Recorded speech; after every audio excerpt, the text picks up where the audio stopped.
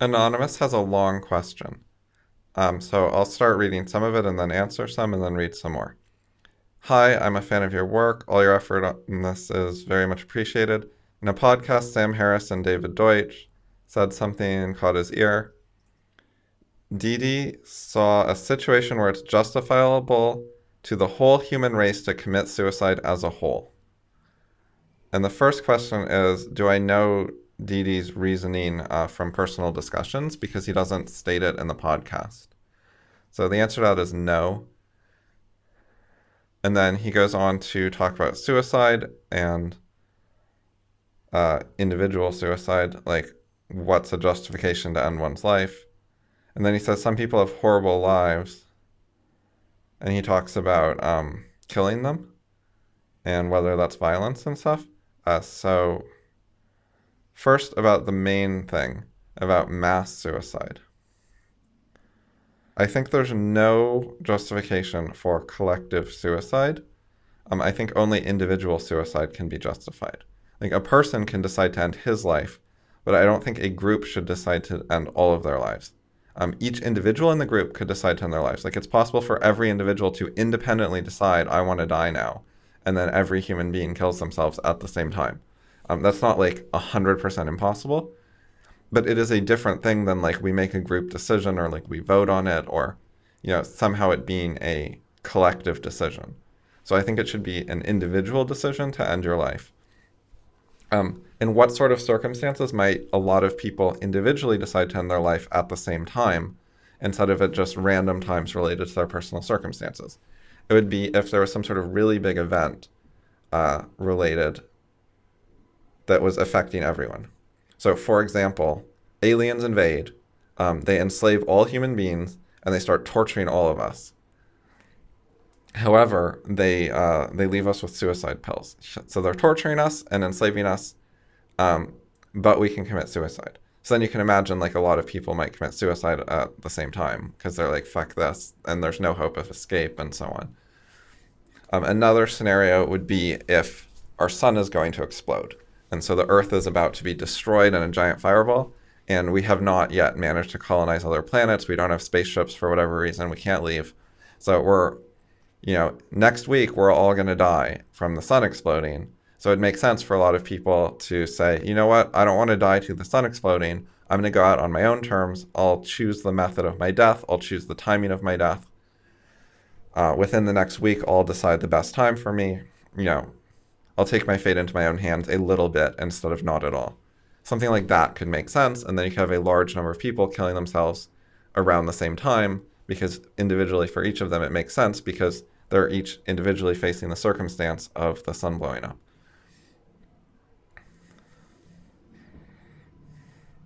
Some other kinds of reasoning people might come up with are things like, it is decided that humanity is like bad for the universe. Like maybe there's some other alien species and they're like nicer than us. So it's bad that we exist because we're too cruel. Something like that I would think is bullshit. Like we can improve, we can reform.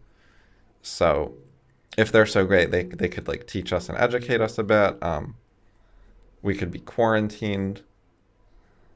Like we live on Earth and then we're not going to hurt them on their planet, Like they don't have to let unlimited numbers of humans immigrate into their country on their planet or whatever.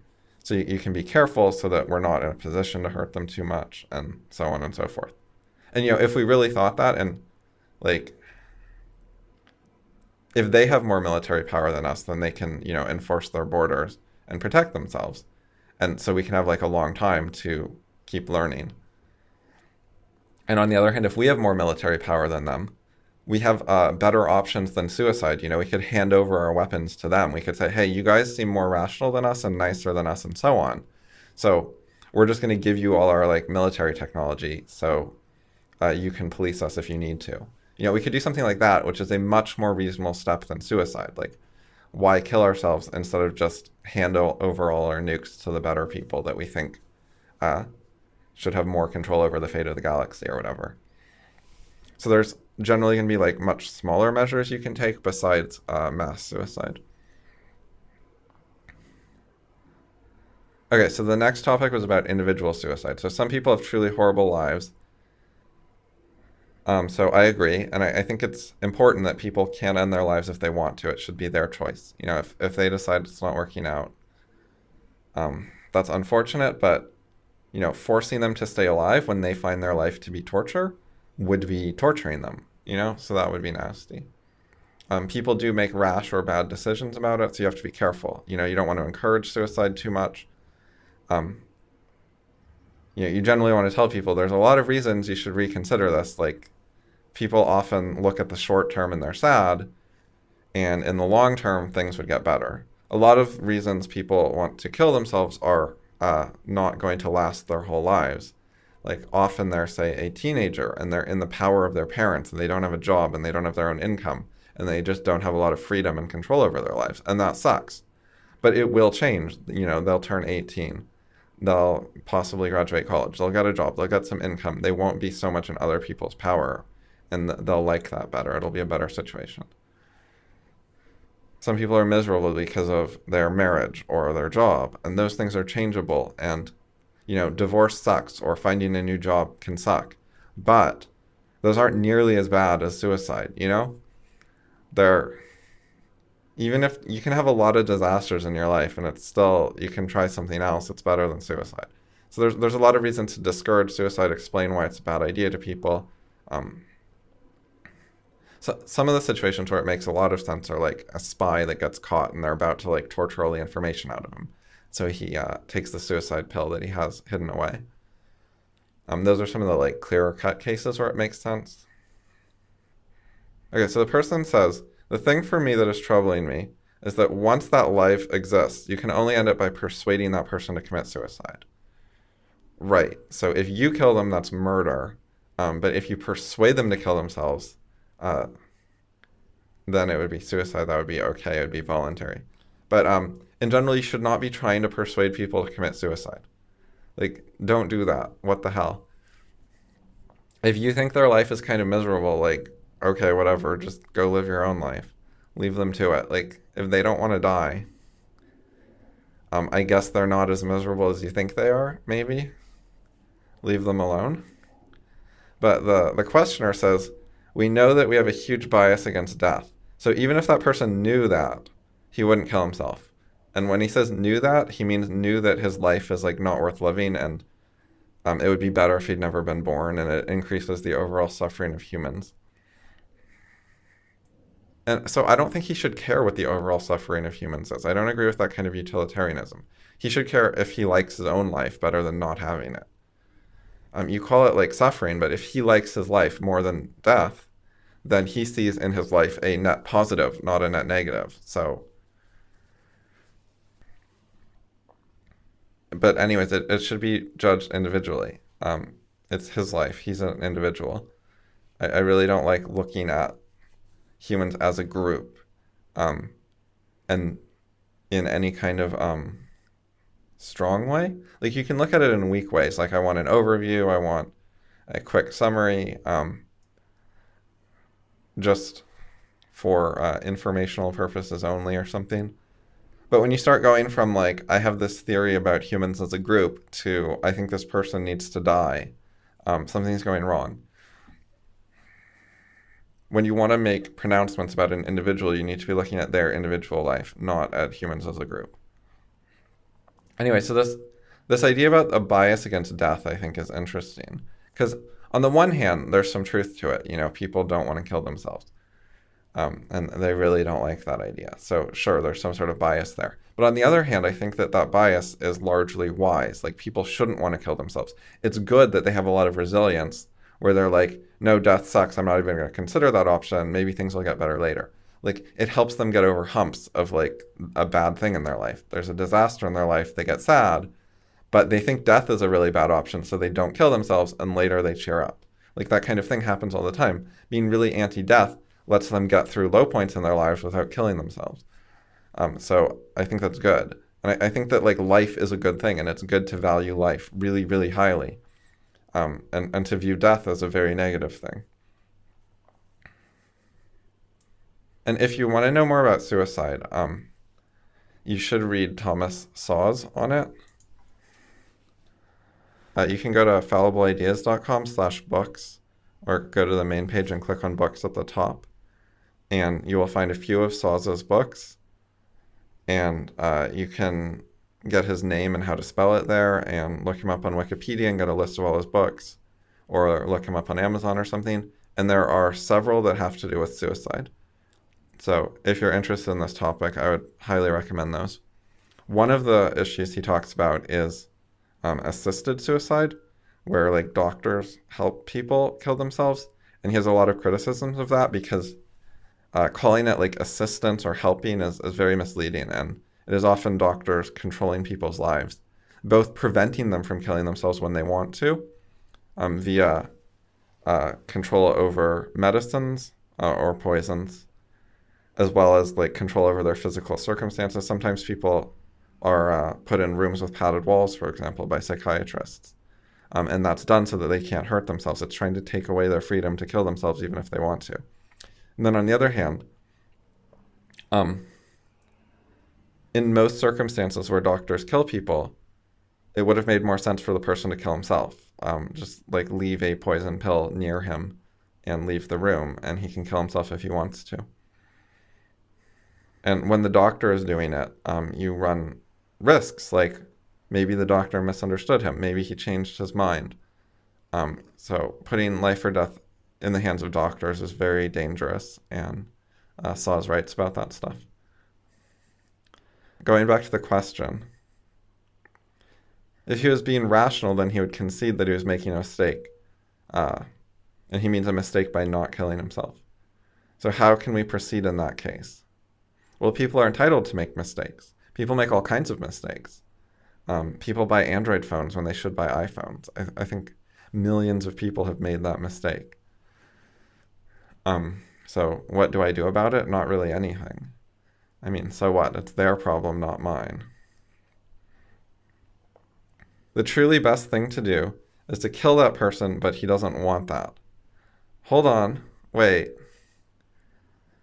I mean, if he doesn't want to die, why is it best that he die? Apparently he's not so miserable and so suffering as you think because he prefers life. I mean, I guess the claim is that it's like bias, so he's like putting up with suffering just because he's biased. I mean, that's his choice, though, if he can bear it. He's not hurting anyone but himself, so leave him to it. So the question says, so killing him is a kind of violence, question mark, parentheses, because we did something to him without his consent. Yes, that's a kind of violence. The name of that violence is murder. If you kill someone who does not want to be killed, that is murder. There's no ifs, ands, or buts here. There's no gray area. That's just murder. It's exactly the type of murder we saw in Hitler's Germany when he decided to cleanse the country of undesirables. So they wanted to have, better people who should be alive instead of like inferior vermin who should not be alive. So they started killing Jews and gypsies and disabled people and stupid people and so on. Like, not like a little stupid, but like the ones they thought were like a lot stupid or who they would call retarded or whatever, but it's quite arbitrary where they draw the line. And, their testing and judgments can be very bad and can be very culturally biased and so on. In any ways, stupidity is harmless, and being Jewish is harmless and so on. Being a criminal is harmful, but even criminals in general should not be killed because life is so valuable and important. And so it's good to do minimal ways of protecting people. Like, you interfere with someone's life the least that you can in order to protect others from them. So, for example, if someone is a thief and you put them in prison, then they're not going to be able to go around and rob people or thief from them. Robbery means that the person's actually present, whereas thief is usually the person's not present and you're taking their stuff. Distinction doesn't matter. The point is that there's a way you can protect society from that crime short of killing the person. So it's better to do the less extreme measure. And maybe the person will reform or enjoy their life in prison somewhat. And it's less absolute. It's if you're wrong, if the person was innocent, you've done less harm to them is another thing. The question says, is this an exception where it's a good thing to apply violence? No, no, no, no, no, no. Thinking someone else's life is not worth living is not a good reason to murder them. If they're so miserable, they will kill themselves. If they can stand it, then that's their choice. Leave them alone. I would recommend going to my website, freeliberalism.com. You can find it linked at elliotttemple.com if it's hard to spell or something. And reading my essay about liberalism, which is a philosophy of peace and nonviolence, and those things are very important.